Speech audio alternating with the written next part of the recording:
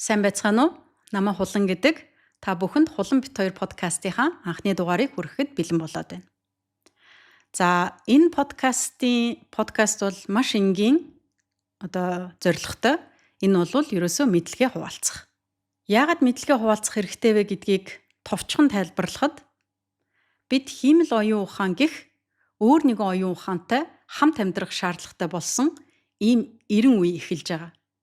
За, тэгэхээр энэ юу гэсэн үг вэ гэхээр бид оюун ухаан, ухамсар, мэдлэгээ байнга анхаарч, арчилж, хөгжүүлж, түүнийг бялдаржуулах ийм шаардлагатай цаг үед бид нар амьдарч байгаа гэж би хувьдаа үзэж байгаа. Бид мэдлэггүй юм уу? Мэдлэг багтай байвал хиймэл оюун ухаанаас хараад бүр цаашлаад хиймэл оюун ухааны боол эсвэл хиймэл оюун ухааны албатан болох ийм игзэгтэй ийм цаг мөчтөр амьдарж байгаа ийм хүмүүс. За, тэгэхээр энэ аюулаас бид өөрсдөө хамгаалахын тулд ерөөсөө л байнга хоорондоо мэдлэгээ хуваалцах ийм шаардлагатай болоод байгаа гэж би ойлгож байгаа. Тэгэхээр Хулан бит 2 гэдэг подкаст бол мэдлэгээ хуваалцах талбар. Тэгэхээр энэ талбарт та бүхнийг урьж байгаа. За, хамгийн анхныхаа дугаараар юуны тухай ярих вэ гэхээр киноны тухай ярина. За, яагаад гинт юун кино ярих болчихвоо гэхээр миний хувьд кино гэдэг бол шинжлэх ухааны ер нь бүх төрлийн мэдлэгийг маш энгийн, ойлгомжтой, тэгсэн хэрнээ маш гоё уран яруугаар хүнд ойлгуулж өгч идэг ийм гайхалтай урлагийн нэг салбар гэж боддог. Эхний киногоор ямар киног сонгосон бэ гэхээр өөрийнхөө хамгийн их биширч хүндэлдэг найруулагч болох Кристофер Ноланы Интерстеллар гэдэг киног сонгосон. За, энэ кино бол ер нь бүх цаг үеийн хамгийн өндөр үнэлгээтэй кинонуудын нэг. За, Интерстеллар гэдэг киногоор бид нар дамжуулаад маш олон гайхалтай мэдлгүүдийг авах боломжтой. Тэр дундаа физикийн шинжлэх ухааны нэгэн сонгодог онол болох Альберт Эйнштейний харьцангуй ерөнхий онолыг бид нар энэ киноноос маш энгийнээр ойлгож мэдэх боломжтой. Подкаст маань мэдээ зочинтой байна. Мэдлэгээ хуваалцах байгаа учраас мэдээ зочинтой байна. Хамгийн анхны дугаараар маань нэгэн онцгой хүн оролцож байгаа. Энэ бол миний аав Эрдэнийн Батүл. Яагаад энэ хүнийг оролцуулж байгаа вэ гэд хүмүүс бас гайхаж магадгүй. Аавын маань үндсэн мэргэжил бол физикч хүн. За, тэгээд Альберт Эйнштейний харьцангуй ерөнхий онол гэх энэ онолыг нэлээд тийм шимтэн гүнзгийрүүлж судалсан олон хүмүүсийн нэг нь. Тэгэхээр яах аргагүй энэ киног аавтайгаа ярих нь зүй ёсны хэрэг гэж би бодож байгаа. За, ингээ бүгдээрээ хамтдаа анхны дугаараараа Интерстеллар киног ярилцъя. Киногоо ярьж эхлэхээс өмнө ямар ч байсан киногоо бүтээж байгаа хүмүүсийн уран бүтээлчдийн талаар зайшгүй эхлээд ярих хэрэгтэй тий. За, энэ бол миний хувьд энэ бүх цаг үеийн хамгийн шилдэг найруулагч гэж би үздэг Кристофер Нолан. Кристофер Ноланы кинонууд надад яагаад тийм онцгой санагддггүй гэхээр за, нэгдүгээр сэтгэл судлаач мэргэжилтэй учраас сэтгэл судлалын шинжлэх ухаанд энэ хүний кинонуудыг нарийн төвөгтэй ойлголт онолуудыг тайлбарлахад энэ хүний кинонуудыг маш ихээр үзүүлдэг. Миний багш нарч тэгдэг. Би ч гэсэн оюутнуудтай Кристофер Ноланы кинонуудыг үзүүлдэг. Inception-с нь ахвал Memento ч юм уу тий. Тэгэхээр өөрөө бол Кристофер Нолан чинь ямар нэгэн тийм физикийн ч юм уу, астрономийн ч юм уу, тийм бэкграундын тийм мэргэжилтэй хүн бол биш. Өөрөө бол Английн утга зохиолын мэргэжлийг бакалаврын зэрэгтээ төгссөн байдаг. Тэгээд энэ мэргэжлийг эзэмшээч гэж санал болгож инфлюенс үзүүлсэн хүн өөрийнх нь аав нь байгаад байдаг. Тэгээд мэдээж яг тэр Английн утга зохиол гэдэг чинь тий гайхалтай зүйл байгаа шүү дээ. Тийм үү? Тэгэхээр ч тэр мэргэжлийг тэр гайхалтай зүйлийг сурцсан хүн гэдэг чинь бол кино зохиолыг бол бичнэ гэж бол ингээд уран яруу үзүүлнэ тий. Тэгээ Интерстеллар кино чинь шинжлэх ухааны уран зөгнөлт адал явдал кино гэж явж байгаа. Энэ кинонд энэ мэдлэгийн маш өргөн цар хүрээг хамрахтаа миний хувьд бол энэ киног бүр эхлэхээс нь төгсгөл хүртэлийнх нь бүх сценүүдэд дуртай. Тэрэн дээр бичигдэж байгаа screenplay гэж хэлж байгаа киноны зохиолчийнх нь өөрийнх нь бичсэн тэр үг өгүүлбэр болгон цааталтай маш нарийн утгатай байдаг. Тэгээ энэ киноныхон зохиолыг Кристофер Нолан өөрөө Джонатан Нолан гэ өөрийнхөө дүүтэй хамт бичсэн. Тэгээд энэ киноны продюсераар нь өөрийнх нь эхнэр ажилласан байдаг. Гэр бүлээрээ. Одоо ер нь Кристофер Нолан ингээд киногоо хийхдээ ингээд гэр бүлээрээ хийждэг. Тэр нь бүр үнэхээр гайхалтай. Тэгээ мэдээж яг хажуудаа ингээд супер том одоо тухайн мэрэгжлийн экспертүүдийг авчираад хийж байгаа ч гэсэндээ тэр нарийн зүйлийг тэр зохиол болгож бичнэ гэдэг ч одоо айгүй нарийн чадвар шүү дээ, тий. За энэ дээр нь мэдээж нөгөө Английн утга зохиол English literature гэдэг энэ одоо чадвар нь маш их нөлөөлж байгаа бох, тий. Кинон дээр бол зөвлөхөр ажилласан хүн чинь бол бас нэлээд алдартай физикч Кеп Торн ч үлээ би андуураг бол. Ийм одоо бүр физикчдийн баг ажилласан. Тийм байж таарна. Тий. Яг тэгэхээр тэр кинон дээр болж байгаа тэр аяллаа үйл явдлууд бол Эйнштейний харьцангуй ерөнхий онол гэдэг одоо физикийн шинжилгээ ухааны одоо төрөний чиний хэлдэг хамгийн одоо хүнд онол дээр үндэслэж тэр сансарт аялж байгаа аяллаа үйл явцыг харуулж байгаа байхгүй юу? Одоо тэр хар нүхэлгэн, хар нүхний одоо хязгаарын бүсэлгэн тийм үү? Хар нүхнээс яаж бултгуулгэн тэрэн дээр орон зайлгэн татах хүчлэгэн мөрийдгэлгэн тэгснэ мөрийгаад одоо жишээ нь бол тэр чин тэр кинон дээр бол тэр хар нүх рүү одоо уг нь бол шинжилгээ ухааны алгалтаар бол хар нүх рүү орвол одоо тэгэл тэр хүн бол тэнд бол тэгэл бүр эд эсрээ зад өсрөл их хүчтэй хар нүх рүү орох юм бол тэгэл явах хэвээр. За яг хуу бас жоохон зөвнөлт гэдэг чинь зөвнж байгаа одоо төсөөлж байгаа уран зөвнөл гэдэг чинь одоо тэрэндээ байгаад байгаа шүү дээ. Тий. Гэхдээ нөгөө зохиолын Купер Баатар маань бол хар нүх рүү орчоод Гаргантио хар нүх рүү ороод тэгтээ жижигхэн одоо бичил хүн шиг болоод гэртээ давхиа өрөөд ирж байгаа шүү дээ. Тийм үү? Сүүлийн сцен байгаа шүү. Гэх мэтлэн ингээд. Зөвхөн ер нь бол киног бол ийм төвөгтэй онол дээр айгүй физикийн хамгийн хүнд онол дээр л суурилж бичсэн. Би тэгээд тэр ийм онолыг ингээд ойлгоод тэгээд Английн утга зохиолын мэрэгчлэлтэн тийм үү. Мэдээж физикчид зөвлөгөө өгж байгаа. Гэхдээ энийг чинь ойлгоод уран сайхан болгоно гэдэг чинь физикчид өөрсдөө сайн ойлгодоггүй зүйлийг уран сайхан руу явуулна гэдэг бол үгүй мөн бүх зориг байсан. Би тэрийг бол үнэхээр ямар айхтар зоригтой юм бэ гэж. Тэгээ яг хав гэхдээ Эйнштейний харьцангуй ерөнхий онолын хуулийг бол зөрчөөгүй. Таталцлын хуулийн физик хуулиудыг зөрчөөгүй. Фантазуудыг оруулсан бас их хашир.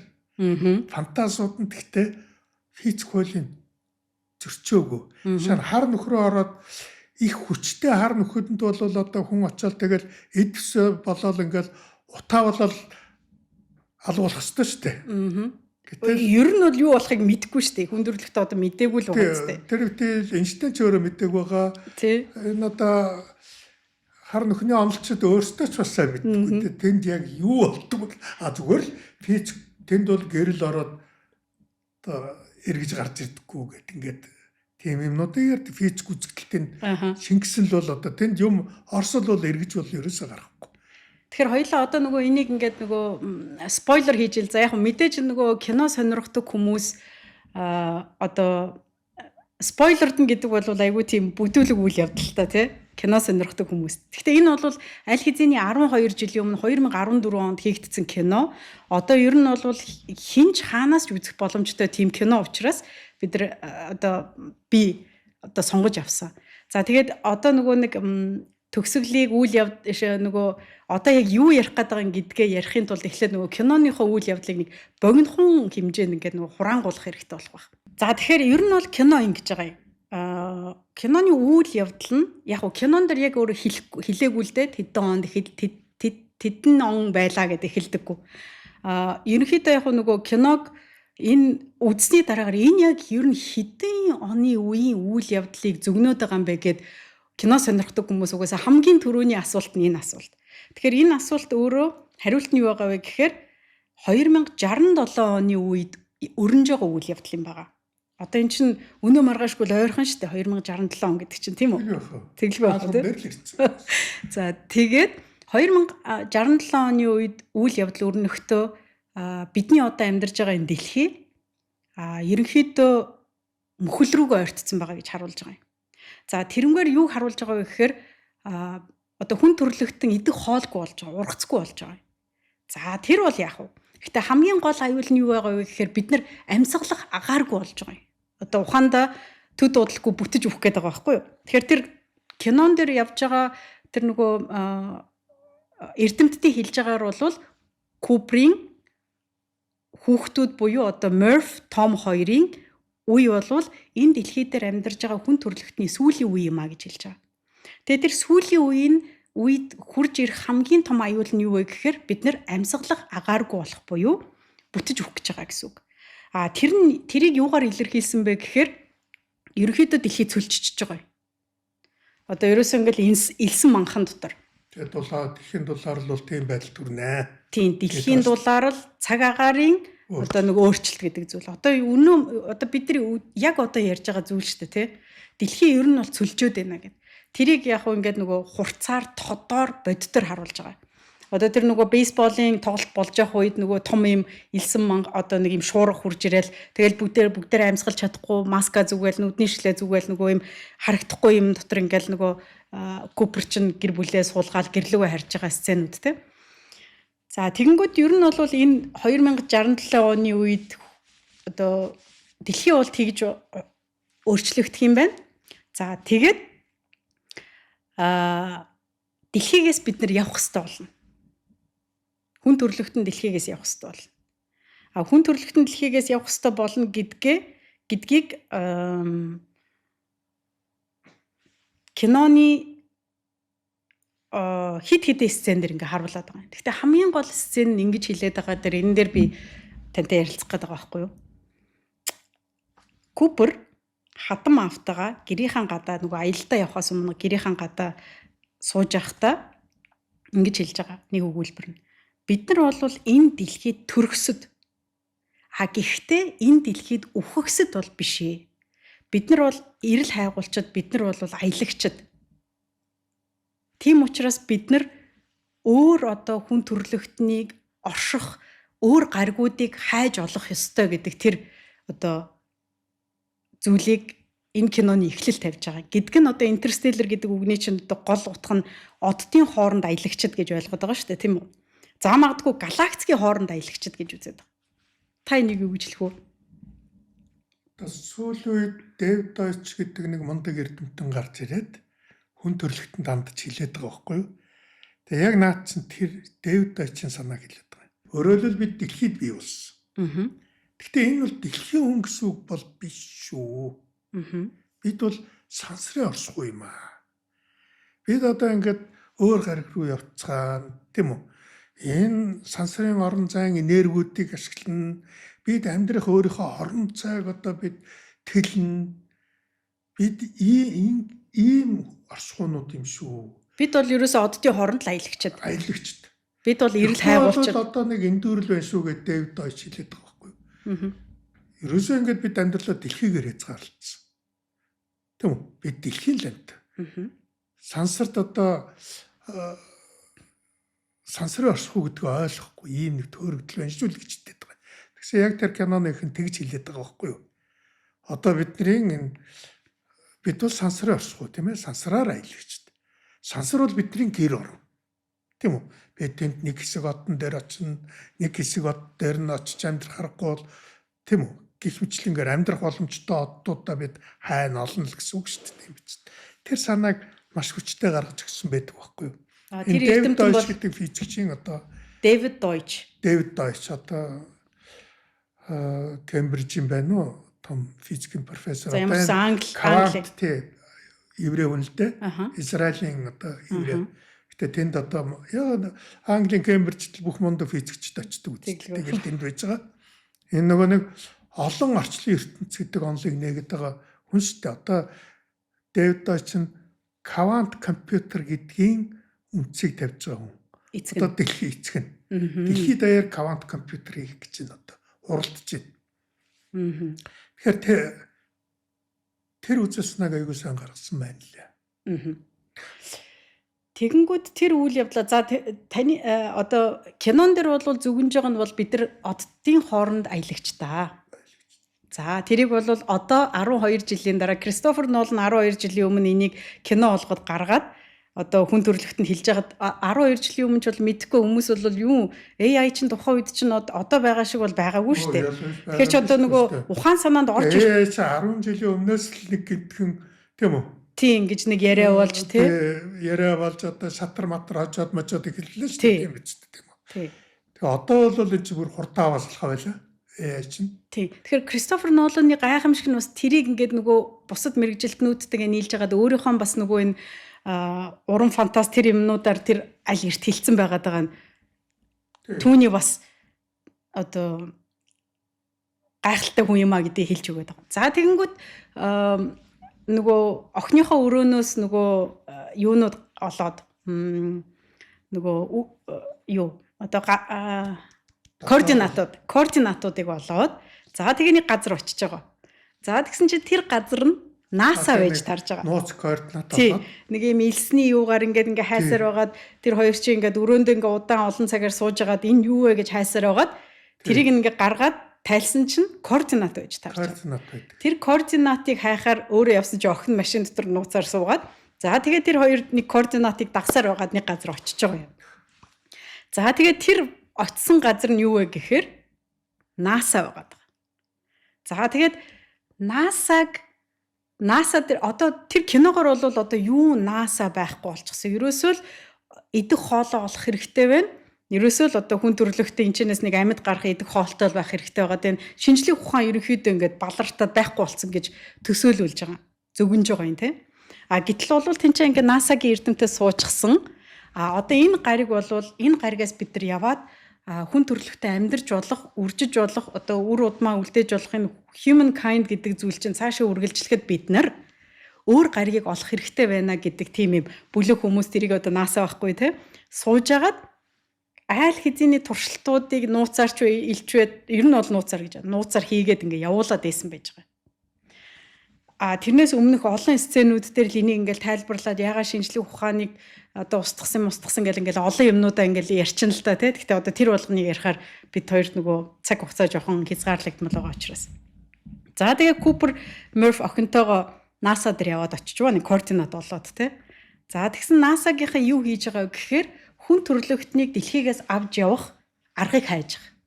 Том одоо юм одоо юу юм хөлөг онгоц одоо сансрын хөлөг онгоцыг тийм зохион бүтээхтэй нөгөө энэ хөлгийг яаж дээшээ одоо нөгөө сансар окторгоо руу гарах уу гэдэг таталцлын одоо томьёогоо олохын тулд тэнцээ ингээ бүгдээрээ шаналаа сууж байгаа гэж би ойлгож байгаа. За тэгээ байж байгаа тэрнээс өмнө угаасаа олон багуудыг ингээд байж болох одоо хамгийн promising буюу одоо potentialтэй тэр гаригууд руу явуулж байгаа. Явуулсан байдаг. 3 баг явуулж байгаа. Үгүй нийт 12 баг явуулснаас 12 баг явуулсан. 3 одоо баг нь эргүүлээд дохио өгöd идэг. Миллерийн гариг, Эдмондын гариг, Мааны гариг гэдэг. За одоо энэ 3 гариг руу явхад нисгэгч хэрэгтэй байгаа нь. Маан, Эдмонд, Миллер чинь хүний нэрүүд ч дээ. Дандаа нөгөө нэг 12 багийн чинь нөгөө капитануудынх нь тий одоо нөгөө ахлагч нарын нэр байхгүй тий. Тэгээд яг хөө тэрийг Миллерийн гариг гэдэг. Мэний атсан гариг нь Мэний гариг гэдэг. Эдмонд атсан гариг нь Эдмонд гариг гэдэг. Тэгээ Миллерийн гариг гэдэг. Тэндээ тийм нэртэй гариг байсан биш шүү дээ. Тэр нь чинь хинч нэр өгөөгүй зүгээр явсан хүмүүсээр нь нэрлэлчээд байгаа шүү дээ тийм ээ. За тэгэнгүүт 12-оос чинь 3 нь хариу өгöd байгаа. Одоо яг нөгөө дохио өгöd байгаа. Яг хариу энд амьдарч болох нэ биш шүү. Зүгээр юм хариу нэг юм хариул ирээд байгаа. Угаашаа дохио ирээд байгаа. За тэгэнгүүт тийшээ явахын тулд нисгэгчд байхгүй болсон. Нөгөө NASA ч угаасаа санхүүжилт байхгүй юу ч байхгүй тий. Гэт нэг бараг удлаа ирсэн нөгөө нууцаар ингээд хийгээд байгаа үйл явдал. Тэгэнгүүт Купер чинь өөрөө NASA-гийн нисгэгч байсан. Тэгтээ нөгөө туршилтанд орж исэн. Кино эхлэхдээ л угаасаа тий. Нисгэхэд туршиж байгаа бүтлгүүцсэн.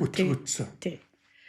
Тэгэнгүүт одоо хамгийн туршлагатай чи бол ерөөсөө энэнд бэлтгэгдсэн хүн юм а гэдэг дүр нь Куперийн дүр байх гэдэг. Тэгээд Купер одоо тэр 3 гаригийн гариг дээр профессорын нэр чи юм бэлээ. Одоо тэр төслийн удирдагч доктор Бранд эрэгтэй. Бранд. Бранд. Охин Бранд хоёр. Охин Бранд гэж хоёр эрдэмтэн байгаа. Тэгээ хоёулаа энэ кинонд маш одоо чухал дүрийг бүтээж байгаа тийм. За тэгээд энэ 3 гариг руу явхаар Купер нисгэгчтэй ингээд 4 гишүүнтэй баг ингээд нисэж байгаа Endurance гэдэг охин Брандыг аваад. Амелия Бранд буюу одоо охин Брандыг аваад тэгээ Ромлитэй за нөгөө нэг нисгэгч нь хэмлээ. За ингээд нэг дөрвөлээ нисэж байгаа. За тэрэн дотор ч 2 бас туслах AI явж байгаа. Нэг нь Case, нөгөөх нь Tars. За тэгээд ингээд явлаа. За хамгийн ихний гариг бол Миллерийн гариг гэж бүгдээрээ санал нэгтэйгээр зөвшөөрж байгаа. Ягаад тэгэхээр ойрхон байгаа дээ те хамгийн одоо дохиог илгээгээд байгаа ч гэдэг юм уу. За тэрнгүүрээ ямар ч байсан Миллерийн гаригийг эхлээд бүгдээрээ Миллерийн гариг руу явах болдог. Тэндээс эхлээл Эйнштейний харьцангуй ерөнхий онолын талаар нэлээд чөлөөтэй фантазилсан байдаг. За яг харьцангуй ерөнхий онолын одоо таталцлын одоо тэр харьцангуй ерөнхий онолын хуулийг бол зөрчихгүй. Тэгвэл тэр зөрчихгүй дотор фантазлаад байдаг байхгүй юу? Тэр нь болно үстэй. Одоо Дэвид Дайчин одоо бас философи тэр байхгүй юу? Энэ хүн төрөлхт одоо бидний орчлон ертөнцид физикийн хуулийг өөрчлөхгүй бүх зүйл боломжтой гэж. Физикийн хуулийг өөрчлөхгүй л физикийн хуулийг л зөрчихгүй бол бусад бүх юм боломжтой шүү. Бүх фантаз боломжтой шүү, тийм үү? Физикийн хууль зөрчихгүй л юу ч хийж магадгүй шүү. Физикийн хууль зөрчихгүй ганцхан хязгаарлалт. Энэ бас Дэвид Дайчин гаргасан маш чухал үзэлсэн аахгүй юу? Маш чухал философи байхгүй юу? Энэ Дэвид Дайч гэдэг бол одоо энэ хүн төрөлхтний түүхэнд хойч үед бол энэ космосын хүнийг бий болгосон гайхамшигт хүн болж түүхэнд үлдэн энэ одоо энэ бол тийм Аристотл Платон шиг үлдэхгүй юм байна. Би бол тэгж боддог. За. Тэгэхээр одоо ингэж би асуух гэдэг. Одоо тэр хэсэгт чинь нэг хамгийн чухал одоо энэ яриаг бүр энэ дугаарыг эхлэх болсон нөгөө шалтгааны өмнө тайлбарлахтаа л хэлсэн тий. Физикийн шинжлэх ухааны хамгийн үзэсгэлэнтэй хэрнээ хамгийн хэцүү онолын нэг бол яалтчгүй Альберт Эйнштейний харьцангуй ерөнхий онол. За энэ кинон дээр удаа дараа гарч байгаа. За яг энэ онолыг нөгөө Филадельфия гэдэг кинон дээр Joy Miller үлээ. Яг энийг нөгөө ингэж хэлдэг штэ. 6 би энийг сайн ойлгохгүй. Гэхдээ яг 6 настай хүүхдэд тайлбарлаж байгаа юм шиг тайлбарлаад хэлээд өгөөч гэж хэлдэг байхгүй байм бай. Юм болгон дээр. Яг тэрийг би танаас хүсгээд байна л да. Та чинь юуны тул физикч хүн бэлээ. За тэгээ юуны тулд харьцангуй ерөнхий онолыг суралцсан хүн бэлээ гэдгээр нь би танд энийг одоо үзэж байгаа залуучуудад маань маш энгийнээр тайлбарлаж өгөөч гэж хүсэж байгаа юм. Альберт Эйнштейний харьцангуй ерөнхий онол. Альберт Эйнштейний харьцангуй ерөнхий онолыг хүмүүс ихэвчлэн нэг тийм геометрийн дүрсээр төлөөлүүлж ойлгох гээд бодлоод байдгийг. Тэгээ жоохон хэцүү болчдөг. Тэгээл нөгөө одоо энэ нийтэд тайлбарладаг ийм тайлбар дээр ингээд ийм даавн дээр шаар тавьж байгаа л хонхоохоор ингээл цаг хугацаа орон зай мөрөчж байгаа байхгүй юу гэдэг ийм ингээд жоохон төвөгтэй болгоод байдаг байхгүй юу. Уг нь ийм л юм та зүгээр л энгийнээр энэ цаг хугацаа орон зай мөрөсөн гэд геометри хэлээр ярьсан чинь энэ харьцангуй ерөнхий онолыг айгуу тийм төвөгтэй болгоод байдаг байхгүй юу. Зөв нь бол зүгээр л ингэсэл үг. За би одоо чи одоо ингээд одоо сансрын пууч одоо сансрын хөлгөөр одоо ингээд юу гэдгийг Миллерийн гариг руу аяллаа. Дэлхийгээс нэлээд зайтай би энд байж гэнэ гэж байна. Дэлхийд ойрхон байгаараа илүү их таталцлын орон зайд байгаад шүү дээ. Би дэлхийд дээр байгаад шүү дээ. Би илүү их таталцлын орон зайд байгаа үстэй. Чи бол дэлхийгээс алслагдсан учраас нөгөө таталцлын хүч нь багассан байгаа байхгүй юу? Тий. Тэгэхээр энэ таталцлын хүчнээс хамаарат миний цаг хугацаа нэг өөр. Миний одоо энэ уртын хэмжүүр одоо энэ орон зай мэдрэмж нэг өөр. За. Чи дэлхийгээс зайтай байх юм бол тэр зайтай байгаа хэрээрээ надаас өөр цаг хугацаатай болцсон. Надаас өөр урт өндөр өргөний хэмжүүртэй болцсон ийм байх юм. Өөрөөр хэлбэл таталцлын орноос хамаарат чи тэрийн цаг хугацаа өөр явна. Би бол дэлхийд ойрхон гэдэг чинь таталцлыг одоо орон дээр үжин шүү дээ тийм биз дээ тийм ээ. Чи тэр дэлхийгээс нэлээд зайтай дэлхийн таталцлаас хол байж гин тийм үү? Тийм учраас чи харин тэнд цаг хугацаа их өөр болчихно. Цаг хугацаа орон зайн одоо мэдрэмж чинь. Энэ бол харьцангуй юм. Дэлхий дээр өөр. Өөрөөр дэлхийгээс гараад явхаар өөр. Эйнштейн тэгсэн байхгүй. Бид нар энэс өмнө дандаа бүх дэлхий дээр л нэг цаг бол нэг цаг л гэж ойлгоод байхгүй юу? За ухаандаа юм байна шүү дээ. Дэлхий дээр Эйнштейнээс өмнө, Альберт Эйнштейнээс өмнө дэлхий дээр байгаа цаг хугацаа космос руу гараад од дээр дэлхийгээс гараад явбал яг адилхан гэж бодоодсэн байна мөн үү? Тий. Өөрөөр хэлбэл энэ галактик нь орчлон хаач ясан цаг хугацаа адилхан л гэж боддог. Одоо бидний энэ цаг хугацаа, энэ орон зай. Нэг цаг бол нэг цаг, нарны хажууд байгаа хүн нэг цаг бол нэг цаг, тийм үү? Бод гаригийн хажууд байгаа хүн бол нэг цаг бол нэг цаг л гэл ингээд бүгдийнх нь ижлэх нь цагийн хэмжүүр нь ижил байна гэж бодоод байсан байхгүй. За. Эйнштейн ойлцсон гэхээр үгүй шүү. Тийм үү? Дэлхий дээр байгаа хүний цаг нэг өөр. Нар чин дэлхийгээс хамаагүй хүндтэй юм биз дээ. Одоо тэггүй яах вэ? Хэдэн сая дахин хүнд шүү дээ. Тэглгүй яах вэ? Нарны хажууд байгаа хүний цаг хугацаа бүр хүнд одоо удаа шал өөр болно. Бүр удаашрна. Бод гаригийн хажуудлын хүний цаг хугацаа бүр удаашрна. Нөгөөд чи юм жоохон хавчиг хардаг болно, өргөө хардаг болно гэдэг ингээд орон зай мэдрэмж чи хүртэл тийм үү?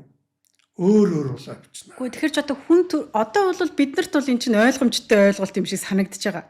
Гэтэл Эйнштейнээс өмнө бол эн чинь Эйнштейнийг анх гарч ирэхээр 3 хүн ойлгох шахсан шүү дээ. Шахсан. Тий. Эдингтон тэр сэтгүүлч асуусан байхгүй Эдингтон Эйнштейн анхын онолыг анх баталсан одоо физикчтэй. Англи. Тэгээ Эдингтоноос энэ харьцангуй ерөнхий онолыг өстө 3 хүн л ойлгодог гэсэн чинь 3 дахь нь хин юм болоо гэсэн гэж Эдингтон.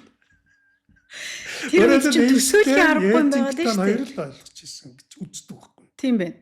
Тэгэхэд ер нь тэгж шүү дээ хүмүүс чинь ингээд цаг хугацаа чинь ингээд нарны хажууд өөр эсвэл их хурдтай явах юм бол өөр тэргээд ингээд яриад унахаар чинь ингээд тийм үү? Би арай ингээд миний ихэр ингээд сансарт нисэх юм бол залуугаараа би хөгшөрцөн сууж нэдэргээ ярихаар чинь чи одоо галзуу солиотой сонсогдсон шүү дээ. За одоо эний чинь энэ интерстеллар бүр ингээд бүр гайхалтай гоё ингээд үзүүлээд байгаа нь тэр байгаад байгаа юм байна шүү дээ. Одоо тэгэнгүүт эдгэр чинь нөгөө хар нөхрөө ойртоод Миллерийн гариг дээр очингууд одоо яг ийм юм болж байгаа юм байна. Одоо ингэж ойлгох юм байна. Альберт Эйнштейний харьцангуй ерөнхий онолыг мэдснээрээ бид нар Миллерийн гариг дээр очих. Үгүй харьцангуй ерөнхий онолыг мэдснээрээ бид нар ерөөсөө энэ сансар огторгууд аялах боломжтой цаг хугацаа бүх юмаа орон зайгаа тодорхойлж одоо түүнийг тооцох боломжтой болж байгаа юм байна. Тийм үү? Өөр аргагүй шүү дээ. Яг тэгэхээр сансарт аялахын тулд нарны хажуугаар өнгөрөхөөр миний цаг өөр болно гэж тооцоо хийх ёстой шүү дээ. Ойлгож байна уу? Ойлголоо. Нөгөө миний өргөн өндөр нарийн хэмжээ өөр болох юм байна гэж ингэж тооцох ёстой шүү дээ. Тэгжиж хайчгүй чиглэл мэглэл бүх юм гарах нь. За жишээ нь нарны хажуугаар давчих чинь би нөгөө сансрын хөлгтэйгээ холбоо болох миний долгионы урт чинь шал өөр очно шүү дээ. Тэгнь. Цаг хугацаа чинь шал өөр очно шүү дээ. Энэ засварыг чинь Эйнштейн харьцангуй ерөнхий онолыг бодож засвар хийж энэ цагаа засвараа одоо цагийн тэр зөрөөнүүдийг тооцдог байхгүй юу? Өөрөөр хэлбэл Эйнштейний харьцангуй ерөнхий онол байгаагүй болбол сансарт аялах боломжгүй байсан. Ямар ч боломжгүй. Альберт Эйнштейн төрөөгүй байсан бол бид нар од гаригийн хооронд интерстеллерүүд болох ямар ч боломжгүй байсан байна мөн үү? За яг шууд ангараг гариг руу очих хэмжээний тэр аялыг хийх байх ойрын хотод руу. За гэхдээ ангараг гариг руу очиход хүртэл бас нэг зовлон бий. Одоо очсон байгаа шүү дээ тийм биз дээ. Хэмэл нэг дагуул авчаа тавьчихсан байгаа шүү дээ тийм биз дээ. НАСА-гийнхан чинь. За гэхдээ тэр хооронд тэр одоо бид нар чинь тэр сансрын хөлгтэйгэл ингээд байнга л харьцаж байгаа шүү дээ. Цахилгаан соронцонд байл. Кинон дэр ингээд угаасаа том дэлгэц тавьсан наацаа чи ингээд харьцаж байгаа шүү дээ. Энэ цахилгаан соронцонд долгионууд яаж хугацаа алдаж ирэх үү, хаагуур хазааж ирэх үү гэдэг ийм нарийн тооцоог бол энэ ойрын гаригуудтай ч хийхээс өөр аргагүй. Одоо энэ онгоц дээр нисэж байгаа онгоцонд очиж байгаа газрынхаа одоо оператортойгоо энэ хоёр харьцахтаа эждийн харьцангуй ерөнхий онолоор засвар хийдэг шүү дээ. Яг тэгвэл эндээс очин долгион дээш гарахаараа хэлбэлцэн удаасраад эхэлдэг ч юм уу. Удаасраад хорчтой одоо энэ хоёрыг ингээд зөрчдөг. Энэ нэг эждийн онол дээр нэг жоохон зовлонтой юм байдгийг. Ингээд өөрөөр хэлбэл ингээд хугацааны зөрүү гараад ирдэг байхгүй. Одоо дээр явж байгаа онгоц энэ доор явж байгаа хоёр хүний цаг айгүй хэдэн миллисекундын тийм зөрүүтэй хугацааны зөрүү гарчдаг шүү дээ. Одоо тэнгууд эний чи кинон дээр тэр нөгөө Миллерийн гариг руу очиж байгаа шүү дээ. Тэнгууд Миллерийн гариг дээр байгаа нэг цаг нь дэлхий дээр байгаа 7 жилдээ тэнцэнэ гэж байгаа шүү дээ, тий. Тэгээд тэр хэд чи Миллерийн гариг дээр одоо хүний амьдрах таатай нөхцөл байгаа байхаа гэж итгэж очиод буусан чинь ерөөсөө усан ертөнц байдаг. Тэнгүүд за ус гэдэг чинь бүгдийг тэтгэгч юм аа гэж айгүй итгэлтэйгээр буудаг штэ тий. Тэгсэн чинь нөгөө өмнө нь явсан нөгөө Ахмад Миллер одоо юуг ингээ хайсан чи байхгүй болцсон байж дээ. Тэгээ Миллер одоо тэнд чи ингээд яг тэр киноны хамгийн чухал хэсэг нь тэд нар чинь буулаа онгоцноосоо ингээ гарлаа. За одоо нөгөө Ханс Зиммертэйгээ нийлсэн штэ тий. Тэр цааталт нь тэр киног бүр тэр гайхалтай гоё болгож байгаа тэр хөгжмийн зохиол байгаа даа тий хөгжим байгаа даа.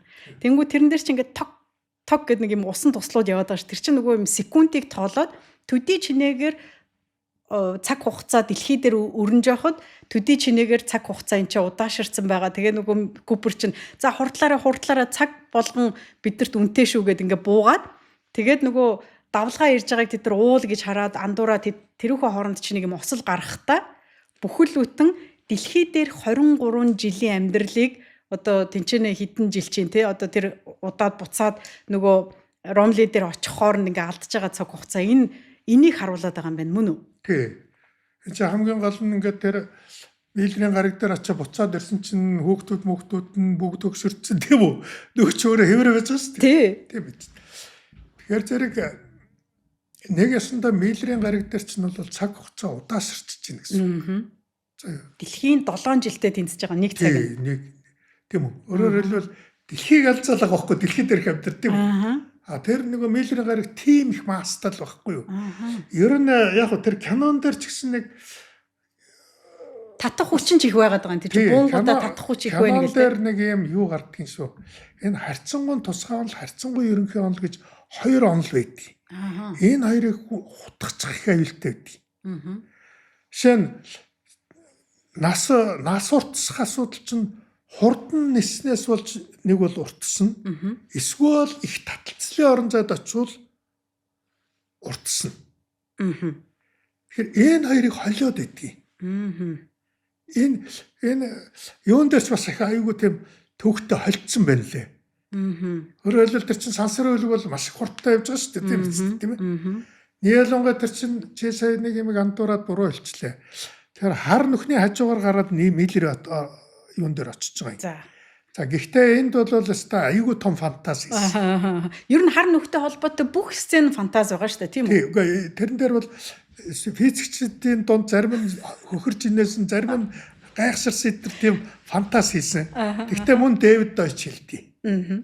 Эйнштейн харьцангуй ерөнхий онолын тэгшдэглэр болохгүй байхгүй. Өөрөөр хэлбэл тэр хар нүхний таталцлын энергийг нь ашиглаад алсын аян хийгээд байгаа байхгүй юу? Тэр хар нүхний хажуугаар яваад байгаа тэр чинь тэр энергийг аваад алсын энергиээр тэр Миллерийн гариг руу тийм нөгөө Эдмундын гариг руу Мааны гариг руу яваад байгаа байхгүй юу? Тэгэхгүй бол тэр чинь нөгөө өөрийнх нь энерги хүрэхгүй байхгүй юу? За энд нэг юм хар нүхний асуудлаар одоо л тайлбарлагддаг хоёр нэг юм хоёуланг нь холж ашигласан. Нөгөө тань яасан гэхээр одоо бас нэг физик онол байж байгаа тэр нь жоохон буруутгацсан. Өөрөөр хэлбэл хар нүхэх бол ийм манай энэ орчлын ертөнцийн хоёр өөр мужийг холбосон хонгил юм байна гэд бас нэг тийм онол байдаг байхгүй юу? Хар нүхийг хонгил гэж үзээд хар нүхний эрчмийг ашиглаад тийм үү? Таталцлыг хар нүх чинь өөрөө ингээд асар өндөр таталцлын орн байхгүй юу? Тэр таталцлын орны хүчийг ашиглаад хонглоор нь гараад өөр орчлын ертөнцийн өөр хэсэг рүү орчиж байгаа байхгүй та. Тийм үү? Тэгж гардаг шүү дээ. Тий. За энэ бол одоо бөөн физикчд маргаа зүгээр чи юу болоод байгаа юм те. Тэрнээс хар нүхэн дотор юу байгаа тэрийг бол бүр хинч таагаагүй хинч олоогүй юу ч байхгүй шүү дээ. Хинч мэдгүй байгаа шүү дээ. Одоо хар нөхөө байгааг л хэлж байгаа тийм үү? Зүгээр кино бүтээгчдийн уран зөвнөлөөр уран төсөөллөөр бол тийшээ нэ ингээд явж ороод ингээд тэрийг таталцсан хар нүхний таталцлыг ашиглаад хөнгөөд орчлон ертөнцийн одоо бид нар өстэй одоо миллиард жил явах орон зайг л тулаа хийчих жоохгүй юу? Тийм фантази хийсэн байхгүй юу? Гэхдээ яг одоо Эйнштейний харьцангуй ерөнхий зөрчөөг чи ямар хамаатай болно үсттэй ингээд баргасан шүү дээ. Одоо ингээд баргаад байгаа шүү дээ. Жишээ нь бол иймэрхүү юмнууд бол хийдэг. За би дахин хэлэхэд бол харин тэгээд би нэг гайхсан юм нь бол асар их хурдтай давхиж байгаа юм бол таталцлын одоо цаг хугацааны өөрчлөлт хурдны сансрын хөлгийн хурдны цаг хугацааны өөрчлөлт гэж хоёр өөрчлөлт байдаг байхгүй юу? Тэр хоёр холигдоод байгаа юм. За бараг ер нь таталцлынхыг их ярьсан. Би л одоо андуураг бол энэ жоохон тодорхой биш биш. За яг ямар ч байсан энэ киноноос бид нар юу гэж ойлгож болох юм гэхээр Эйнштейний харьцангуй ерөнхий онол гэдэг нь одоо бидний одоогийн байгаа хүн төрөлхтний маш олон одоо хөгжлийн одоо үйл явцыг шийдвэрлэж өгсөн, гаргалгаа гаргаж өгсөн, боломжтой биелүүлж өгсөн тийм онол байгаад байгаа. Тэр нь цаг хугацаа орон зай бол дэлхий дээр өөр, од гаргисын хооронд өөр, од гаргастай том жижигээс хамаарат өөр шүү гэдгийг хэлж өгöd байгаа. Түүний одоо үр дүнгээр бид нэр одоо сансар огторгууд аялах боломжтой. Бүх тэр тооцоогоо ихснэ. Тооцоолоо нарийн тооцоолуудаа хийх боломжтой болсон юм. Тэгэхгүй бол цаг хугацаагаа буруу тооцоолчих юм бол за юу хэдхэн секундын зөрүүтэй тооцоолоход л өөр гариг руу давхиал очиж шүү дээ. Зөв тийм ээ тий. Нөгөө очих гариг дээр биш. Алсын нэг өөр гариг ингээл хэдхэн секундын зөрүүтэй жоох ингээл алдаал тооцоход л тийм ээ. Одоо юу гэдэг мааны гаригд очих хэрэгтэй байсан бол тийм үү? Өөр гариг яваад орох жишээ. Тийм учраас энэ харьцангуй ерөнхий онлын энэ тооцоолол сансрын аялагын үндсэн одоо суурь нөхгүй. Хэрвээ харьцангуй ерөнхий онл байгааг бол бид сансрын аялах тухайч байгаагүй. Одоо энэ орчин цагийн залуучуудын айдлууд болж байгаа одоо энэ AI-ийн том бүтээгчд биш үү одоо хин Elon Musk гэж хэлэх хэрэгтэй баг. За гэхдээ ямар ч байсан Elon Musk те Jensen Huang энэ төр гэдэг. Эдгээр одоо ерөөсө хилээд байгаа зүйл нь одоо энэ AI-ийн энэ эрад тийм үү? Одоо энэ үед хамгийн сурах ёстой чухал мэдлэг бол физик, математикийн шинжлэх ухаан юм аа гэл ингээл дахин хилээд байгаа юм учиртай байгаа дах нь тий. Тэгэл байх юм. Өөрөөр хэлбэл бид нар сансрын хүн. Сансрын хүн учраас сансрын хүний одоо хөдөлгөөний бүх тэгштгэл нь Эйнштейний тэгштгэл. Тийм үү? Тэгэхээр Эйнштейний тэгшгэлийг одоо суралцахгүйгээр одоо явхад их төвөгтэй болсон. Тийм үү? Одоо бид чинь Ньютоны тэгшгэлээс хойш бол их буугаар бодож чаддаг болсон шүү дээ.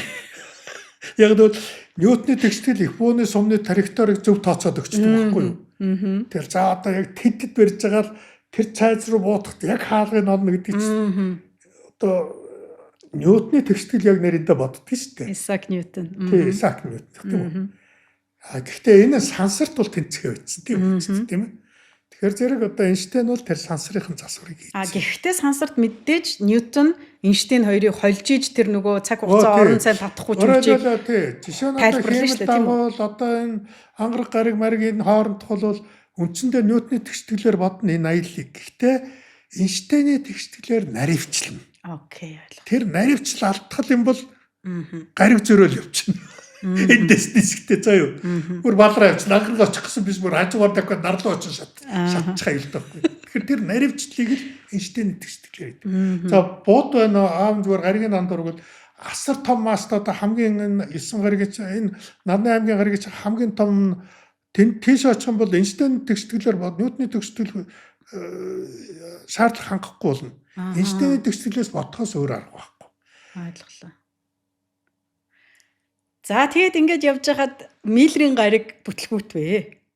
Миллерийн гариг дээр юу байсан? Ганцхан усал байсан. За тэгээд тэрнээс баг сүйтсэн байсан. Очсон угаасаа төрүүлээд очсон нөгөө Миллер ахлагчтай капитантай эхний баг сүрцэн байсан. За тэгсэн ямар ч байсан нөгөө супер нисгэгчтэй энэ Куперийн ур чадварыг энэ кинон дээр бүр хид сценаар аягүй супер харуулна те. За тэгээд ямар ч байсан нэг багийн нэг гишүүнээ алдчихж байгаа. За тэгээд буцаад ирсэн чинь нөгөө гишүүн нь хөгшөрцөн 20 гаруй жилээр хөгшөрцөн байж байгаа. Та нар Ромли. Тий, Ромли хөгшөрцөн. Яаваа гэсэн чинь 23 жил тэдэн сар гэдэг нөгөө тэр чинь тэгээд би тэрийг хараад бодчихсон.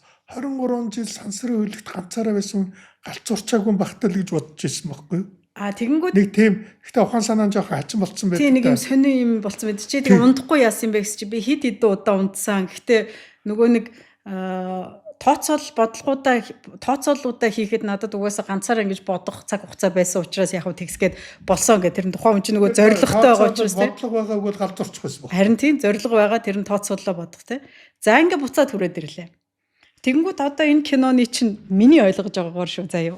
Хамгийн чухал одоо сцен одоо яг энэ Ромли, Купер хин Амелия Бранд гурийн хооронд тэгээ нөгөө нэг Тарстайгаа, Кейстайгаа нөгөө хоёр AI-тайгаа ингээд тавуулаа сууж хагаад ярьж байгаа нэг юм хүүрнэл хэсэг байж байгаа. Диалогийн хэсэг байж байгаа.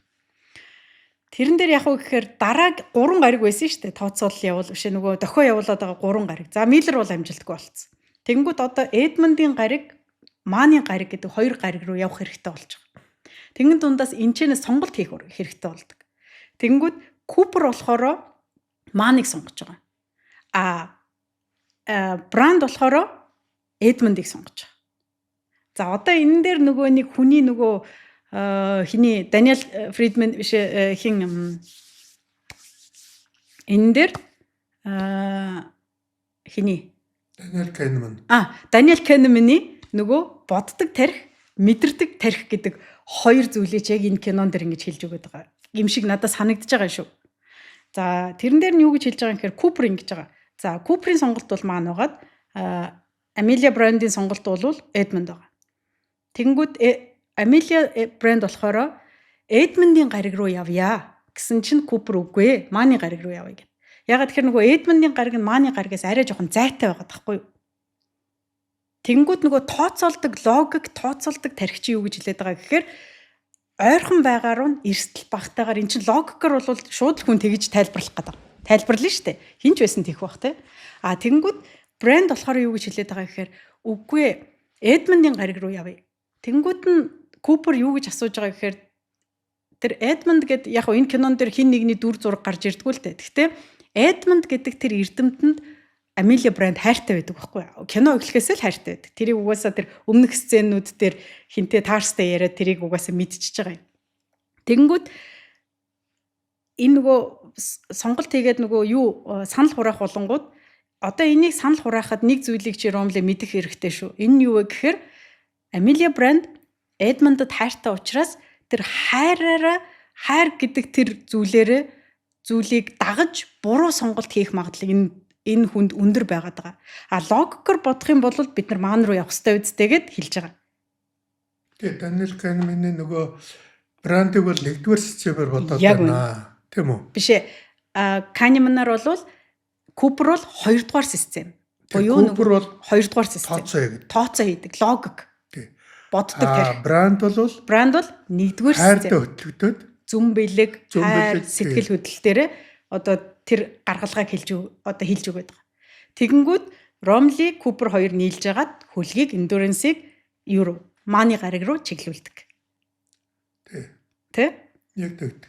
За тэгэнгүүт одоо тэгээд яваад Мааны гариг дээр очлоо. За тэгсэн чинь доктор Маан гэдэг нэг нөхөр унталтаас босч ирж байгаа нөгөө хүмүүс чи очиод удаан хугацааны унталтанд байгаа нөгөө орноос нь босгож ирээл тэгэл өнөө хоёр чи тэрвэрлдээл уйлаал тэ хийж намайг аврахгүй гэж бодов гэл. Доктор Маан энэ гариг чи ямар юм бэ гэсэн чинь ингээл энд юуроос амьдрах боломжтой манай гариг бол үзэсгэлэнтэй уг нь бол ингээл тэд нар чи онгоцороо буухтал им хөлдсөн үүлийг ингээл за энэ бол ер нь мөсөн ертөнц юм байна гэл ойлголт тэнд буучж байгаа юм.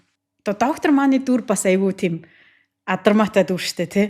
Нөгөө амьд гарах гэдэг тэр хүсэлтэд дийлдэгдээд тэр ертөнцийг худлаа зохиогоод хэлчихэж байгаа юм. Тэгсэн чинь доктор өөрөө бултах гэж зүхтах гээд байхгүй амьд үлдэх гээд байхгүй тийм үү?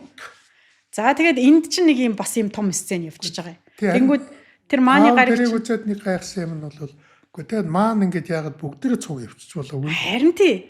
Тэрэн дээр заавал тэгж Купригээ тэнд тийм ээ алах гал тийм үү? Ийм хийгээд байдаг байхгүй юу? Яах гэж тэгээд байгаа юм тий. Бүгдээрээ л гараа авчихна. Ягаад гэвэл угаасаа анх ирсэн дөрвий чинь нэг нь өнгөрцөн. Тийм шүү дээ. Тэгээд одоо танд суудлын илүү гарцсан. Дөрүүлээ цаашаа аялаад явхад яах гэдээ. Тий, яг нөгөө киноны чи уран зохиол драматик байдал юу гэдгийг тэгэл нөгөө энийг бол үзэгчд ёстой жинхэнэ одоо сонсож байгаа хүмүүс тэр киног үзэхдээ өөрийн гэсэн дүгнэлт юугаа гаргах вэ? Би бол тэрийг үзчихэд нэг энэ Сократын философиг энд хэлэх гэсэн болов уу гэж би бодсон. За. Яг л Сократ бол хүн мэдлэгтэй л байвал ёс суртахуунтай байна гэж хэлээд ирсэн байхгүй юу? Хүн мэдлэггүй учраас л жоохон моральгүй байдаг юм аа л гэдээсэн чинь Сократ бол мэдлэгтэй хүн мэдлэгтэй ч байсан одоо моральгүй гэдгийг тэнд кино хэн харуулад байна шүү дээ. Одоо маань бол аюулгүй мэдлэгтэй амар эрдэмтэн байхгүй юу? Тийм шүү дээ. Гэсэн чинь хүнийхээ хувьд хөөрхи таашуудаас авах юмгүй нөхөр. Адгийн дүр болох гэдэг шүү дээ тийм үү? Тэгэхээр энэ хоёр бол хамаагүй юм байна шүү. Мэдлэг ёс суртахуун хоёр. Холбоостой биш юм байна шүү гэж. Ингэж хэлэх гээд байсан болов. Энийг тэгээ дараагийн дугаараар илүү гоё юм өөр кинонууд дээр өөр юмнууд дээр бас ярих. Гэтэ ямар ч байсан энэ киноны бас нэг юм тодтогч хайлайт өгж байгаа дүр бол яа харахгүй доктор Мааны дүр байгаа. Тэрэн дээр бүхэл бүтэн хүн төрлөختний тэр нөгөө ёс суртахуун гэж юу юм, ухаан гэж юу юм. Тэгтээ тэр ухааныгаа хүний тэр анхдагч нөгөө амьд үлдэх гэдэг нөгөө зүүн совин дийлдэм байх энэ төр гэж мэгчлэн одоо нөгөө үзэж байгаа хүмүүсийн маргааныг энчээ бас ингэж яриулах гээд байгаа тийм нэг юм дүрэн болоо гэж бодож байгаа.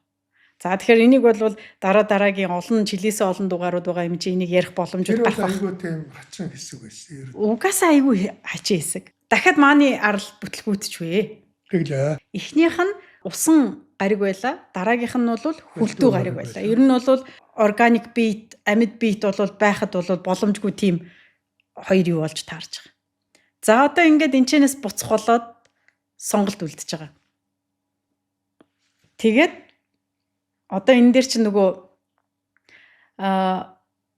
юу яригдах гэдэг нь вэхээр ер нь бол хүн төрлөخت нь хизээгээр хүн гэдэг зүйлийг яг зохиолчийн кино найруулагч зохиолчийн үүднээс угаасаа энэ хүн чинь хоёулаа нэг зүйл юм чинь энэчнээс юу гэж хэлэх гээдсэн бэ гэхээр бид нар боддог тарих мэдэрдэг тарих хоёроо яг ийм нөгөө монголчуудын нэг гоё үг гэдэг чинь нөгөө ийм шүтэн байралтаж нөгөө ийм тэнцвэрийг нь хадгалж мэдрэхгүй болвол хүн төрлөخت нь дан нэг зүйл дээр одоо юу гэдэг нь логик сэтгэлгээгээрээ бүх зүйлийг шийднэ гэж байхгүй. Гэхдээ дан сэтгэл хөдлөлөөр нэг юмыг шийднэ гэж бол байхгүй. Энэ хоёр харилцан хамааралтай араа шүдэн нийлцсэн юм шиг ингэж ажиллаж ийж хүн төрлөختний аврал тэр дундаас нэг юм формула нэг юм одоо нэг юм аврал нь болж гарах юм байна гэж хэлэх гэж байхдаа энд нэг чухал зүйлийг одоо тэр гуруулаа сууж байгаа санал хураадаг хэсэг одоо нөгөө төгсгөлийн хэсэг хоёр дээр энэ дээр нэг зүйлийг хүнд яг нэг бодуулах гэдэг юм уу гэж би ойлгож байгаа. Энэ нь хайр гэж юу вэ гэдэг асуулт. Ягаад тэгэхээр одоо нөгөө Купер өөрөө хайрынхаа төлөө одоо үр хүүхдээ амьд үлдээх, аюулгүй байлгах, үр хүүхдээ үр удмаа ингэж үлдээхийн тэр хайрын одоо тэр хүчээр ирчмээр за яг мэдээж нөгөө алдчихгүй хүн төрлөختөнд дуусчихгүй гэд айц майц хавсарч л байгаа л да тий. Гэтэ ер нь бол кино бүтээгчид энийг хамгийн эцсийн бүлэгт нь хайр гэдэг нэг юм бидний одоогоор үнэхээр тайлж чадахгүй байгаа. Ойлгоогүй байгаа. Тэгсэн мөртлөнгөөс ус агаар шиг хэрэгтэй. Ерөөсөө ертөнцийн оршихуйл нэг ийм зүйлийг асуудаг шүү дээ. Урлагч бай, юу ч бай те.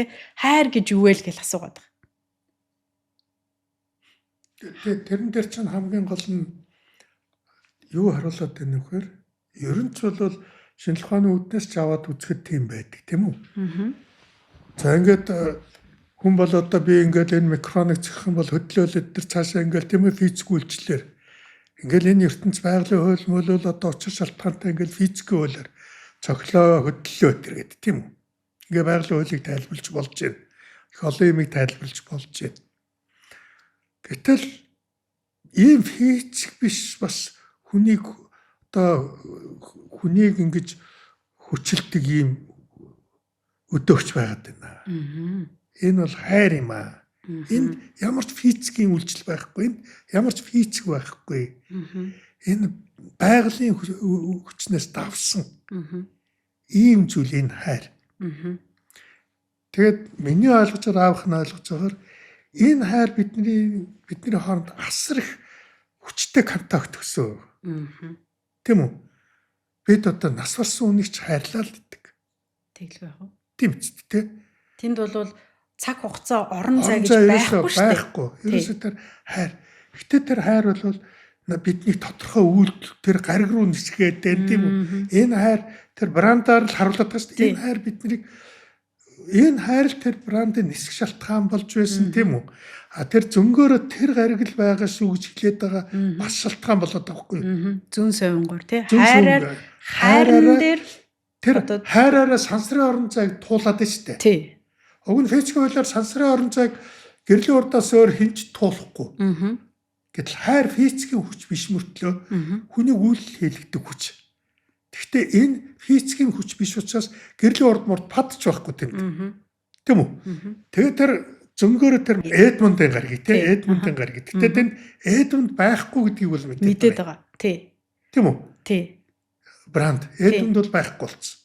Тийм үү? Гэхдээ тэр гариг бол юмтай шүү гэж мэдээд байна гэдэг шүү дээ. Тэр зүүн совь нь хилж өгöd байгаа. Өөрөөр хэлбэл Эдмундд хайртай хайр нь хилж өгöd шүү. Чиглүүлж өгöd байгаа байхгүй юу? Энэ юм байгаа шүү гэж. А логикоор бол чиглүүлж болохгүй байгаа шүү дээ. Нөгөөдөл чинь локер бодоод тооцоолоод шүү дээ тийм биз дээ. Тэгээд энэ бранд чинь тэр занглаан тайлгч байгаа. Тэр хайрын хүчийг манайд тэндээс анзаараад хамгийн сүүлд ягаа хоёлаа ингээд онгоцныхаа ачаа хөнгөлөөд хоёлаа салж шүү дээ. Өөрөөр хэлбэл бранд доктор бранд чинь манайд нөгөө Эдмунд дөрөв нөгөө хар нүхний чинь нөгөө хүчтэй юугаар одоо урсгалаа. Нөгөө ягаа хар нүхний энергийг ашиглаад Эдмундыг юу нисгэж байгаа. Эдмундын гариг руу онгоцсон сүрцэн шүү дээ. Тий. Тийм шүү дээ. Одоо ерөөсө том онгоцг болчихсон. Байхгүй. Өөр хүчээр л тэрийг Эдмунд руу явуулахаас өөрт нь яг бол Эдмундын юм байхгүй болчихсон. Одоо хүрх юу байх. Тий, нөөц байхгүй, бензин байхгүй, юу ч байхгүй, нөөц байхгүй. Хар татлах хүчний энергийг ашиглаж тэрийг яг нэг ингэж явуулж байгаа шидэж байгаа шүү дээ. Тийм өөрөө тэгээд таарсыгаа хайж байгаа. Таарсыгаа хайж байгаа юм. Тэгэнгүүтээ дараад нь өөрийгөө хайж байгаа.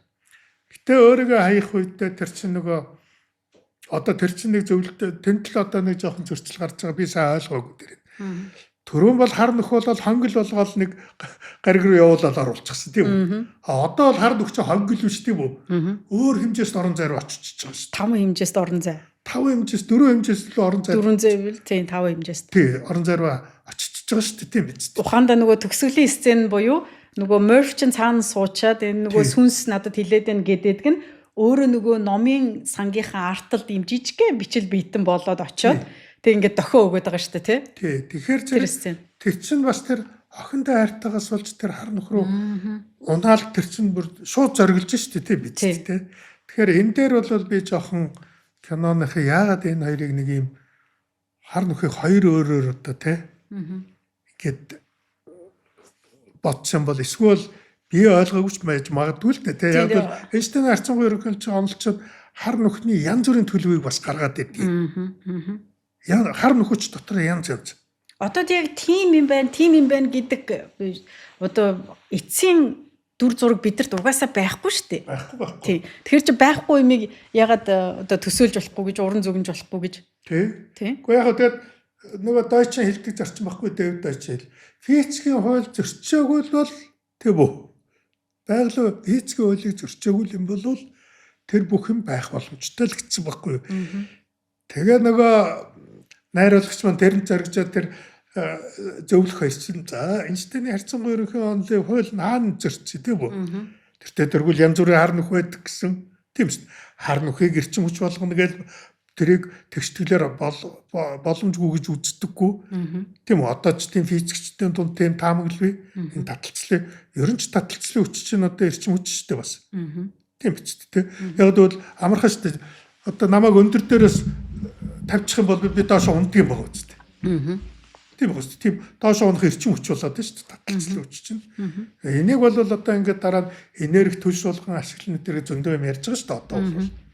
Тийм учраас бол яг тийм маягаар хийсэн. Ер нь Питер Кано хараад энэ Дэвид Дочийн философи аягүй их явж байгаа гэж харсан. Дэвид Доч. За дээрэс нь бол одоо чиний нөгөө подкаст хийдэг нэг зорилго бол энэ хиймэл оюуханы харьцаа дээр таарс хүмүүс хооронд гараад идэг шүү дээ. Тийм үү? Таарс бол тэр хайр дурлал ярихаар гацаа тийм үү? Одоо юу гэдэг юм одоо тэр манер бол тэрийг тооцоолж болж чадахгүй шүү дээ. Тийм шүү дээ. Тэгэхээр зэрэг гэхдээ хиймэл оюухан бол асар том тусалж байгаа шүү дээ. Тэр хиймэл оюуханы тэр наривчлсан тооцоо юмгүйгээр бол тэр сансараа ил хийж болохгүй байгаа шүү дээ бас. Тийм. Тэрийг угаасаа нөгөө яг төгсгөлд нь ярихаас өмнө түрүүний нөгөө асуудаг асуулт нь хайр гэж юу вэ гэдэг. Одоо хайр бол ерөөсөө бас хүн төрлөختнийг аврах хамгийн том одоо цөмөн нөөц нь эрчим нь хүчин юм байна гэдгийг энэ кинон дээр харуулах гээд байна гэж би ойлгож байгаа юм. Тэгэхээр хайрыг чи угаасаа одоо философичд нэг тий одоо шинжлэх ухаанаар нэг өөр, социологчд нэг өөр, хүний үүсэл талаас нь нэг өөр, тарих судлалаас нь нэг өөрөөр ингээд янз бүрээр тайлбарлана шүү дээ. Гэхдээ би зүгээр сэтгэл судлаач мэрэгжилтэй хүний хувьд хайр гэдэг зүйлийг одоо сэтгэл судлалын талаас нь ингээд тайлбарлах юм бол одоо хамгийн сонгодог бүтээл нь Эрик Фромын одоо хайрлах урлаг гэдэг ном биш үү те? Art of Loving. 56 оны зохиол шиг санагдаад байна. Одоо энэ монгол хэл дээр угаасаа байж байгаа те. Фромынхаар бол хайр гэдэг бол суралцаж болдог чадвар юм а гэж хэлээд байгаа. Хайрын нууцыг бол хинч хизээч олохгүй гэж би боддог. За тэр хайр гэдэг нэг бас мундаг ном бэлдээ. Тэр хайр чинь бас дотор айгүй олон төрөл байгаа шүү дээ тий. Олон төрөл байна. Гэтэ тэр номон дээр ч байгаа.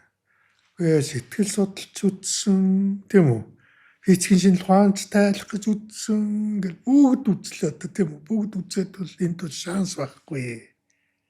Энэ бол боломжгүй. Хайранд нэг тийм зарим нь бол хайрыг бүсүүлдэг код гэж тайлбарласан шүү дээ. Яагаад ингэж нэг хоёр эрэгтэй эмэгтэй хүний хооронд нэг юм оч үсэрчээд байгаа юм бэ те? Яагаад? Биологийн талаас тайлбарлуулж биологи бүгд л адилхан шүү дээ. Тийм шүү дээ. Би эрэгтэй бүх юм л адилхан. Сексийн үүднээс тайлбарлах юм бол бүгдээрээ л сексдэг амьтд тийм биз дээ те? Өөрийгөө хувилахын тулд ингээд явдаг л үржүүлж явдаг тийм биз дээ. Физикийн үед аваад үзэх юм бол бүгдээрээ л ингээд тооцоолдог машин. Тийм биз дээ те?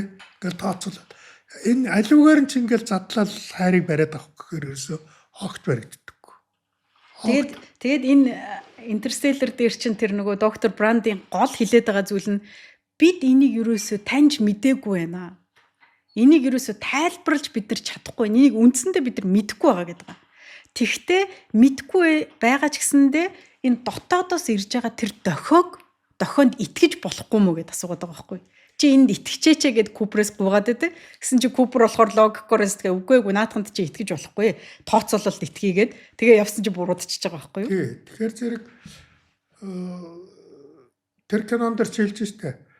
Бүх юмны эцсийн шийдлийг бол физикч хэлээгүй бүгдийн шийдэл бүгд гаргалгааг бол хайр л хэлсэн байдаг. Эцэг охины хайр тийм үү? Хоёр залуугийн хайр тийм үү? Тэр Брандын аавч нь бас л эвгүй гар шүү дээ. Яг нариндаа. Тийм үү? Баахан одоо эмбрам юу нисгүүлээ айтсан байдаг шүү дээ. Буцаж ирэхгүй гэдгийг мэдээд. Тийм үү? Тооцоол айлт эрт гаргасан мөртлөө тийм хотлоо тэгээд нуугаад. Тийм.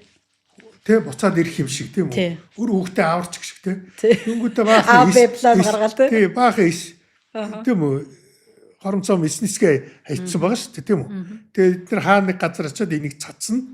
Тэндээс нь дараагийн хүн төрлөختөө гарнаал гэсэн бодцол ийм профессор байж байгаа шүү дээ тийм биз дээ.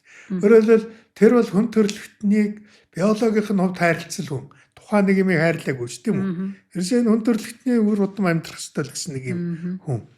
Гэхдээ энэ бүх хүмүүсийн юм ингээд хөдөлгөөд байгаа юм тэр хайр л байгаа байхгүй юу? Тийм үү? Ерөөсөө тэр хайр л байгаа. Бусад бүх юм бол тооцоолол. Гэхдээ хайр эцсийн шийдэл гаргаж өгдөг.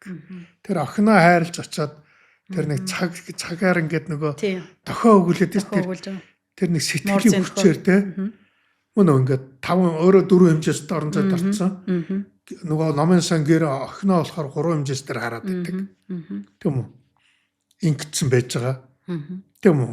Тэр төгсгөлдөө бол тэр брандын охин бранд бол нөгөө Эдмонд дээр очсон яг үнэхээр бодож ирснээр нь тэр нь хүн амьдрах яг дэлхий шиг ертөнц байж идэг шүү дээ. Яг өөрөх нь дэлхий. Тийм үү? Өөрөө тэнд ингээд дуулга аваад те нөгөө юугаа аваад тийм ингээд хүчил төрөстэй агарт яг дэлхий шиг газар олдсон бай. Эдмондын гариг. Гэтэ тэр бол тэр хайрын интуицээр явсан. Тэрэнд итгэсэн байсан. Тэрийг нь татсан. Тийм биз дээ. Өөрөөр хэлбэл физик таталцлын хүч, хайрын таталцлын хүч хоёр л өрсөлдөд байгаа байхгүй тийм. Тийм үү? Заад өрсөлдсөн шүү дээ тэр хоёр хооронд. Гэтэ хайрын таталцлын хүч л ялж байгаа байхгүй. Эцэст те. Тий. Яг бол тэр ичээс физикийн бүх юмыг даваа гарчиж байгаа байхгүй тэр. Тэр ерөөсө тэр киноны бүх зангалаг тэр одоо хүн төрлөختнийг аваад тэр Cooper Station одоо агаар юу космос руу хөөрөх тооцооллыг тэр хайрын хүчээр олж байгаа юм. Тэр хүн амьдрах боломжтой тэр Эдмондын гаригийн хайрын хүчээр олно гэж хэлж байгаа. Ер нь бол бид нар тооцоолно. Гэхдээ тэр зүм бэлэг тэр хайрын зүм бэлэг гэдэг зүйлийг бол тааварлж чадахгүй, тайлбарлаж чадахгүй. Гэхдээ тэрэнд бол хүн төрлөختний аврал байгаамаа л гэж хэлэх гээд байгаа юм тийм үү? Тэрээс байгалийн хуулийн дээр байгаа юм чинь энэ шүү. Эйнштейний харьцангуй ерөнхий онолын дээр байгаа юм чинь энэ шүү тийм үү? Яг бол эннийхээ төлөө хүн одоо ямар ч одоо тийм эрсдэл хүлээж тийм үү? Тэр юмд хүрэхийн тулд хатаараа харьцангуй ерөнхий онол дээр бол энийг бол өгөхгүй тийм энэ бол тэгштгэл байна гэдгийг л хэлсэн. Тийм л учиртай. Яг хөө ингээд физикчд болон одоо сэтгэл зүйчд тийм ээ хүн судлалынхаа хоорондоо ингээд хэрэлдэг сэдвийг яг үнэ. Ерөөсөө бүхэн сэдв тийм үү? Тийм. Физикчд бид нар ухаантай бид нар бүх юм дээлгдэг тийм үү? Нөгөөдөл нүгэ бас хүн гэдэг чинь хөөрсүүлгээл. Тэгээд яг одоо нэг миний бодлоор бол хайрыг бол би бол ягаад ч хайрын учрыг хүн олохгүй. Яг гэхдээ судалчил бай. Судлах ёстой байх. Тий, судлаа. Таньж мэдэх гэж оролдох байна. Хайрын учрыг олчвол нэг аюул гарна штэ. Тэгвэл би энтэйгээ дурлцдаг роботууд хийж штэ. Тийм үү? Дурлцдаг роботууд гэснээс энэ кинон дээр чинь гарч байгаа бас нэг юм дөрүүд. Одоо миний бас айгүй дуртай дүр энэ чинь бүр дүр штэ. Нэг нь Кейс гэдэг нэртэй, нөгөөх нь Тарс гэдэг нэртэй. Хүмүүстэй харилцаад яваад. Тий, харилцаад яваад. За Кейс нь бол илүү нөгөө нэг юм тооцоол хийдэг, удирддаг, тооцоол гаргадаг одоо AI. Тарс нь бол нөгөө хүмүүстэй илүү нөгөө сэтгэл хөдлөлтөөр харилцдаг энэ төр гээд энэ хоёр дүр бол миний хувьд бас айгүй чухал дүрийг тухайн үед одоо 12 жилийн өмнө Кристофер Нолан энэ кинон дотор шигтгэж өгсөн. Одоо бүр ингээд биелэлээ болох гээд одоо энэ Элон Маск чинь SpaceX-тэйгээ XAI гэдэг AI-уудыг нийлүүлж байгаа л ингээд одоо нөгөө AI чинь нөгөө сансарт гаргаж байгаа л том колоно байгуулъя гэл ингээд айхтар амбицтай зөвнөл нь одоо ухаанда биелж байгаа л гэсэн үг болох гэдэг. Тэгэхээр би угаасаа энэ подкастынхаа ихэнд хэлсэн учир нь юу вэ гэхээр миний бодлоор бол одоо бид нар яа харахгүй хиймэл оюун ухаан гэдэг нэг юм дайвар тархитай хамт амьдрах одоо болцсон. Одоо энэ бол бүр одоо ягач бултах аргагүй одоо энэ юм нөхцөл байдал болчихлоо шүү дээ, тийм үү? Тэгэхээр энэтэй бид нар амьдрах одоо бүр юм цаанаасаа шаардлага бий болж байгаа. Тэгэхээр би бол хувьдаа хиймэл оюун ухааныг яг энэ кинон дээр гардаг шиг бидний тэр одоо сансар огторгой оддын хооронд аялах тэр энэ агуу том үйл хэрэг аяллаа маань одоо нэг юм зүгээр л юм support систем нь тооцоолыг нь хийж өгдөг тэрэн дээр ингээд гаргалгаа юмнуудыг нь нөгөө маш хурдтайгаар сэтгэж өгж идэг тийм оюун ухаан байж хамт ингэж ирээдүйд явах. Тэрнээс биш одоо тэрэн дэрийгээ дийлэн энэ нэнийгээ дийлэн тэгэн ингэдэргээл одоо нэг юм дайн байлдаан шиг юм одоо ингээл нэг юм залуучуудын сэтгхүүд үүсгэх гээд байгаа юм шиг надад санагдаад байт. Тэрний орон зүгээр ингээд нэг юм ямар ч байсан нэг юм нийцэж хамтарч ажиллаад тэгээ тэр нь биднийг одоо Кристофер Нолан одоо байгаа бодит энэ одоо юм үйл явдал биднийг нөгөө оддын хооронд аялахад эдгээр бол хамгийн том туслагч нь байх болов гэж би зүгээр боддیں۔ Тийм ч байгаасаа гэж хүсэж байгаа. Тий, нөгөө хэлбэр одоо хооронд аялах бол байгалийн хуулийг Эйнштейн хайрцангуй ерөнхийдөө онол тогтоогод өглөө тийм үү? Хотын хооронд аялах тооцооллыг хиймэл оюухан хүн чадахгүй. Яг тэгвэл хэдэн тэрлэн үйлдэл хийн. Тий. Тийм үү? Тэр хар нүхний хажууд бол хиймэл оюухан л тооцоо юм. Тийм үү? Компьютер л тооцоо хийж чадна. Хүний оюухан тооцож чадахгүй. Тэгэхээр хүний оюухан энэ асар олон одоо тэрбум тэрлэн нэлж шүү аавнууд тийм ээ. Ийм өгөгдлүүдийг тооцох чадвартай хиймэл оюухан байхгүй бол бас бид нар Эйнштейн хайрцангуй ерөнхий бол байлаа ч гэсэн бид нар бас сансрын нийслэг хийж чадахгүй. Та нар ингээ хардаа энэ хүн төрөлхтний хөгжил ингээ цаанаасаа захиалгатай юм шиг яваад байгаа ч тийм ээ. Тэглэх байх уу? Яг ингээ космосын хүн болж эхэлсэн чинь хиймэл оюухантай болоод авлаа. Эйнштейн хайрцангуй ерөнхий олдоо болоод авлаа те бүх бэлтгэлийг хангаад байна шүү дээ. Бүгдийг хангаад байна. Тэгээ дээрэс нь тэр хиймэл оюуханд үгүй тэр сансарт аялах асар тэр зорилгыг бий болгож өгч хүний тэр хайрууд гарлаа. Тийм ээ. Ингээ багцраад байна шүү дээ. Хайрн дээр хайраас ирчимдсэн тэр одоо том зорилго утга учир зорилгыг хайр тогтоод шүү дээ. Тийм. Зорилго хийгээд бас зорилгоос гадна тэгтээ тэр хиймэл оюуханы ч байна уу Эйнштейний хайрцангуй ерөнхий онолын тооцч чаддаггүй зөм бэлгийг бас хайр өгöd шүү дээ. Хайр өгöd шүү дээ. Тэгэхээр эн чинь нэг юм ер нь энэ кино бол биднийг бүгдийг л та нар одоо сансарлуу явах цаг чинь болсон шүү л гэж ноолонд хэлээд байгаа тийм болцсон шүү. Тэгээ одоо энэ маск бол ер нь өнөө маргаашгүй явъя л гэдэг байгаа. Тийм одоо тэр маск ч өөрийнхөө өндөр жиргээс алхаа байсан шүү дээ. Ингээл хангарахтай байж байгаа колод харуулаад тийм. Тэгээ хэвлэл оюуханаараа хийгээл тийм. Маскын би нэг юмд баярлаад байгаа. Би түүний улс төрийг бол ерөөсөө бүр маскын улс төрх буруу улс төр за гэхдээ хүмүүсийг одоо хамгийн хүчтэйгээр бас бид нар бол сансрын орсгүй шүү гэж ойлгуулад байгаа маск шүү дээ. Бодтоор ойлгуулад байгаа. Бодтой яг ойлгуулад байгаа шүү дээ. Одоо энэ дэлхийн мэлхий дэргэдэг жижиг гараа юм а бод. За дээрэс нь маск бол харин нэг их орц ухаантай учраас нэг ойрын ирээдүйн бидний нэг учир шалтгааныг хэлсэн. Хүн төрөлхтөн бид нар нэг деважин амьдрах гэж хүсэж байсан. За одоо удахгүй деважин ч бий болох гэж шүү гэж. Өөрөөр хэлбэл удахгүй хүний бүх ажил, бүх юмыг роботууд хийдэг болно. Тийм ээ? Та бол зүгээр л оюуханаар л сайхан ажиллавал. Одоо энэ робот чи хиймэл оюуханы тархитай роботууд бий болчихно шүү дээ. Тийм үү? Тэгэхээр хүн төрөлхтөн яг хөөхөр ингээ сайхан оюухан, бодол, хайр дурлал ажиллаулдаг тийм үү? Бусдын бүгд хийдэг ийм боллоо. Ухамсараа ажиллаулдаг, ухамсар оюухан ажиллаулдаг боллоо. Гэт ийм одоо жишээ нь юм яриад байгаа шүү дээ. Аав нь одоо чамд хэлэхэд бол тийм үеийн нийгэм ямар байх вэ гэдэг зүйлийг төсөөлөд би бас ном бичиж шүү дээ. Тийм үеийн нийгэм. Бүгдээрээ ингээд одоо ерөөсөө за бидэнд үлдэх үйлчлэг болох вөхөр бийсэн. Тийм үү? Мөн үү? Хоолойд нь. За юу. Тэгээд бид нар яах вөхөр номоо уншиж чадна. Оюухан ажиллавал өөр бусад юм бүгдээ нөгөө хиймэл оюухан робот хийх гэж байна. За юу бидний бусад бүх юмыг. Ийм үед нийгэм ямар байх юм? Одоо бид нар бүгдээрээ л эцэгцлүүл бол амралтанд байх гэдэг шүү дээ. Энэ үед бид яаж одоо энэ үед уйдахгүй яаж амьдрах вэ? Тийм үү? Одоо энэ үед яаж юм сэтгэлийн эрчимтэй амьдрах те?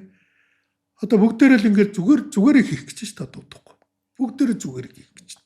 Энийг цаашдынхаа олон дугаарууд дээр наривчилж ярэ те? Тэгээд би тэр үеийн одоо улс тэр үеийн нийгэм яаж байж болох вэ гэд юм бичээд байгаа байхгүй юу бас. Тийм үеийн нийгэм яаж байж болох вэ гэд Дэвид Дойчоос санаа аваад бичээд байгаа юм л та би. За одоо номоо спойлердахгүй шүү. За хоёулаа угаасаа тэгж ярих болно. Тэгэхээр зэрэг яг ер нь энд ч асуудал үүснэ. Дулаарлаас ч гадна бид нэр энэ үгүй тэгээ сансарт зугаалж авахгүй бол одоо бид нар чинь хөгжиж баясах юмгүй болох гэдэг шүү дээ. Тийм шүү дээ.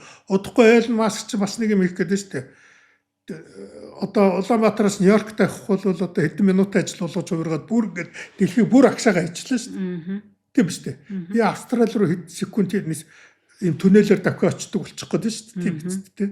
За ингээд дэлхийн маань нэг юм жижигхэн тийм үү.